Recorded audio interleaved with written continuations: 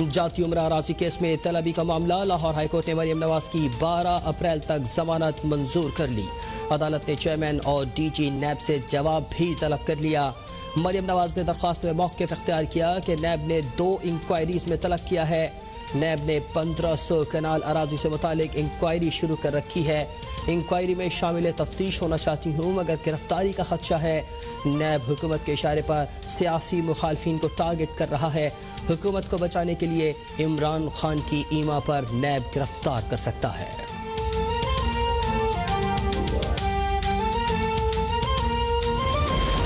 मुझे नैब के ऑफिस बुलाया और मुझ पर कातिलाना हमला किया। मेरी गाड़ी पर लेजर गन से फायर किया। पूरी दुनिया ने वो वीडियो देखी। मरियम नवाज कहती हैं कि पहले ही कह चुकी हूँ, जितना इंतकाम होना था हो चुका, जितना बर्दाश्त करना था कर लिया। इस बार इनके लिए आसान शिकार नहीं बनूंगी। इमरान खान की हुकूमत मुश्किल में है, उनकी कश्ती डूब रही है। नैब को मौका नहीं दिया जाएगा कि इमरान खान की डूबती कश्ती को बचाए। बिलावल से मेरा अच्छा ताल्लुक है। कुछ मुश्तरका मकासद के लिए हम पीडीएम में इकट्ठे हैं। पीपल्स पार्टी की अपनी हिकमत अमली है और हमारी अपनी। पीडीएम अपना लाएअमल खुद तय करेगी, इसमें किसी का अमल दखल नहीं है। मरियम नवाज ने खुद तो रिलीफ ले लिया, लोगों को अदालत पहुंचने का कहती हैं। हिफाजती जमानत करा के लोगों को अदालत पहुंचने की हिदायत सियासत नहीं। वज़ीर दाखिला शेख रशीद अहमद कहते हैं कि नैब पेशी के मौके पर रैली का ऐलान लॉन्ग मार्च की खिफ़त मिटाने के लिए किया गया। कौम देखेगी कि 26 मार्च को उनके साथ कितने बंदे होते हैं। असली सियासतदान अवाम की ढाल होता है, अवाम को ढाल नहीं बनाता। ये अपनी पावर हुकूमत को नहीं, पीपल्स पार्टी को दिखाना चाहते हैं। पीडीएम की सियासत खत्म हो गई। मौलाना फजलुर रहमान की हालत पर तरस आता है। पीडीएम की 11 पार्टियों के नाम बताने वालों को 500 रुपये इनाम दूंगा। नैब किसी दबाव और धमकी की परवाह किए बगैर आइन और कानून के मुताबिक फराइज अंजाम देता रहेगा। बदनवानी को जड़ से उखाड़ कर फेंकने के लिए सर्जरी वक्त की अहम ज़रूरत है। Chairman NAB justice retired Javed Iqbal का नैब एग्जीक्यूटिव बोर्ड के इजलास से खिताब। कहते हैं कि नैब का ताल्लुक किसी सियासी जमात, ग्रोह या फर्द से नहीं। नैब का ताल्लुक सिर्फ और सिर्फ रियासत पाकिस्तान से है। नैब और पाकिस्तान साथ साथ चल सकते हैं। नैब और करप्शन साथ नहीं चल सकते। मेगा करप्शन मुकदमात मंतकी अंजाम तक पहुँचाने के लिए तमाम वसाइल बुरोए कार ला रहे हैं। इजलास में मुख्तलिफ इन्वेस्टिगेशंस और इंक्वायरीज की मंजूरी का इम्कान।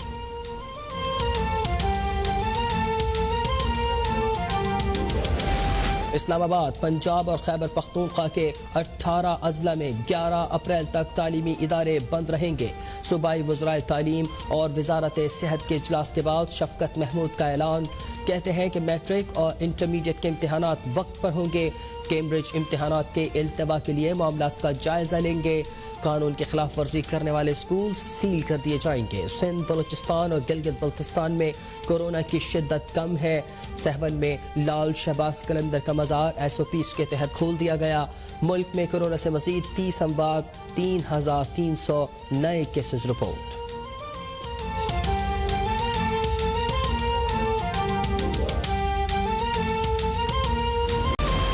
ट्रांसपेरेंसी इंटरनेशनल का कोरोना वैक्सीन निजी शोबे के लिए मंगवाने पर तशवीश का इजहार। सेक्रेटरी हेल्थ ने जवाबी खत लिख दिया। खत के मुताबिक 220 मिलियन की आबादी में निजी शोबे की शमूलियत से दीगर अफराद को भी कवरेज दी जा सकेगी। हुकूमत वैक्सीन की ज़्यादा से ज़्यादा कीमत का तयन करेगी ताकि मुकाबले का माहौल बरकरार रह सके। मुआविन सेहत डॉक्टर फैसल कहते हैं साइनोफार्म वैक्सीन की 1 मिलियन, कैंसाइनो की 60,000 खुराकों का ऑर्डर दे चुके हैं। लाखों इजाफी खुराकों के हवाले से मामलात चल रहे हैं।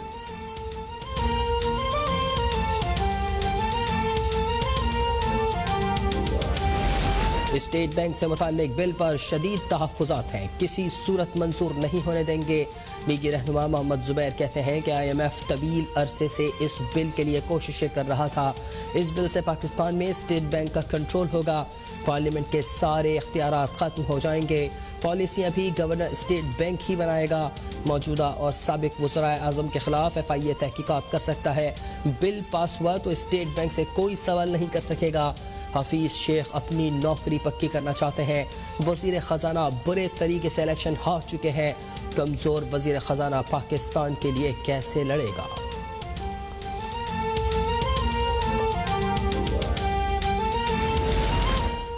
वज़ीर आज़म इमरान खान ने इलेक्शन रिफॉर्म्स के लिए संजीदा कदम उठाया है, लेकिन हुकूमत एक हाथ से ताली नहीं बजा सकती।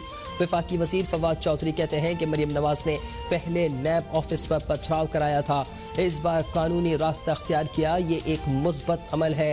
PDM की सियासत नाबालिग है, PDM पार्लियामेंट को नाकाम बनाना चाहती है। कोरोना और वैक्सीन फ्रॉड नहीं, मौलाना फजलुर रहमान फ्रॉड है। बिलावल ने फजलुर रहमान के बाद सिराजुल हक को अपना इमाम बना लिया। वज़ीर आला पंजाब ने शेखुपुरा में 1 अरब 27 करोड़ रुपए के नए मंसूबों का इफ्तिताह कर दिया। उस्मान बुज़दार कहते हैं कि शेखुपुरा की आवाम के लिए 10 अरब रुपए से ज़ायद का तरक्याती पैकेज लाया हूँ।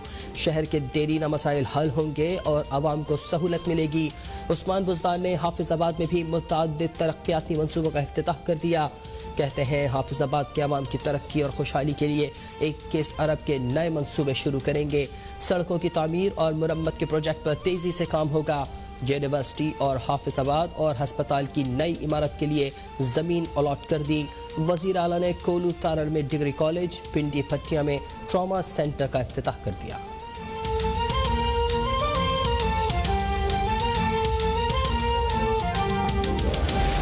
NA-75 डस्का में दोबारा ज़िमनी इंतखाबात के खिलाफ दरख्वास्त। सिलेक्शन कमीशन ने री पोलिंग के बजट की तफसीलात जमा करा दी। लीगी वकील सलमान अकरम राजा के कोरोना का शिकार होने के बायस लाहौर रजिस्ट्री से वीडियो लिंक पर दलाइल।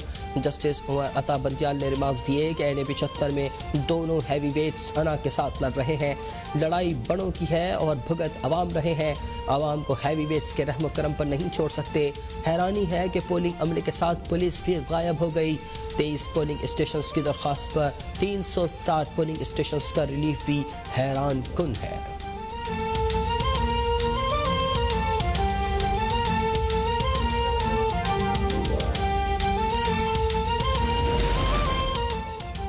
चेयरमैन सेनेट के इलेक्शन नताइज के खिलाफ यूसुफ रजा गिलानी की दरख्वास्त पर समाअत। इस्लामाबाद हाई कोर्ट ने दरख्वास्त के काबिल समाअत होने पर फैसला महफूज कर लिया।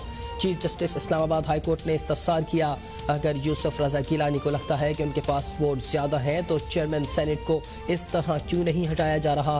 क्या सेनेट की अपनी कोई इस्तेहकाक कमेटी है?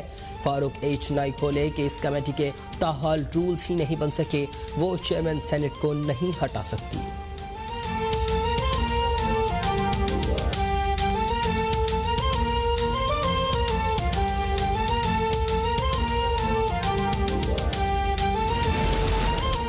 कार सरकार में मुदाखलत का केस। अपोजिशन लीडर सिंध हलीम अब्दुल शेख और दीगर अफराद के खिलाफ चालान पेश कर दिया गया। अदालत का चालान की कॉपियां मुलजमान को फराहम करने का हुक्म। आइंदा समात पर फर्द जुर्म आयद की जाएगी। हलीम अब्दुल शेख कहते हैं कि मेरे खिलाफ दहशतगर्दी का मुकदमा बनाने वाले खुद मुआशी दहशतगर्द हैं। हम अपनी बेगुनाही अदालतों में साबित करेंगे। पुलिस ऑफिसर से कहता हूँ कि इतनी गुलामी करो जितना बर्दाश्त कर सको। कानून के खिलाफ चमचागिरी करने वालों को नहीं छोड़ेंगे।